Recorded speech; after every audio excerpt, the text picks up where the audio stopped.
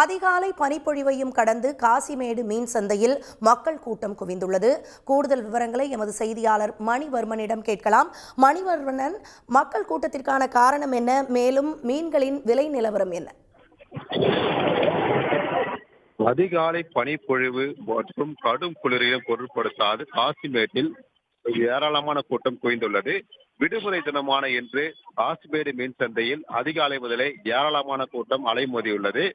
கடந்த வாரங்களில் விலை ஏற்றத்துடன் விற்பனை செய்யப்பட்ட வஞ்சிரம் மற்றும் வவ்வால் மீன்களின் விலையானது சற்று கணிசமாக குறைந்துள்ளது என்று கூறலாம். பொதுவாக கடந்த புயல் மழை காலங்களை தொடர்ந்து இன்று காசிமேடு மீன் சந்தையானது களை கட்டியுள்ளது.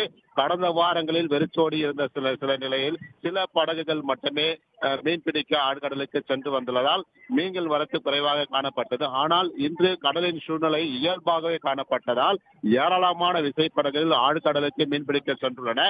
இன்று கரை திரும்பிய நிலையில் மீன்களின் விலையானது சற்று கணிசமாகவே உயர்ந்துள்ளது.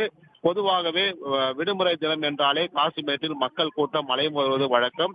வெளிப்பகுதிகளிலிருந்து ஏராளமான மக்கள் இங்கே மீன்களை வாங்க அதிகம் ஆர்வம் காட்டுவர். கடந்த வாரங்களில் மழை, காற்று மற்றும் அலை சீற்றம் என்பதனால மீன்களின் வரத்து குறைவாக காணப்பட்டிருந்தன. இந்நிலையில் இன்று ஏராளமான மீன்களானது இங்கே காசிமேடில் விற்பனைக்கு வந்துள்ளன. வஞ்சிரம், கொடுவா, பாறை, வவ்வால், பால் சுறா மற்றும் நாக்கு உள்ளிட்ட மீன்களின் வரத்தும் அதிகமாக காணப்பட்டது. இருந்த போதிலும் மழை புயல் காற்றுக்கு பின்பு இங்கு இறால்களின் வரத்து அதிகமாக காணப்படுகின்றன. குறிப்பாக கடந்த வாரங்களில் 1500 ரூபாய் விற்பனை செய்யப்பட்ட வஞ்சிரம் தற்பொழுது 1200 ரூபாய் விற்பனை செய்கின்றன.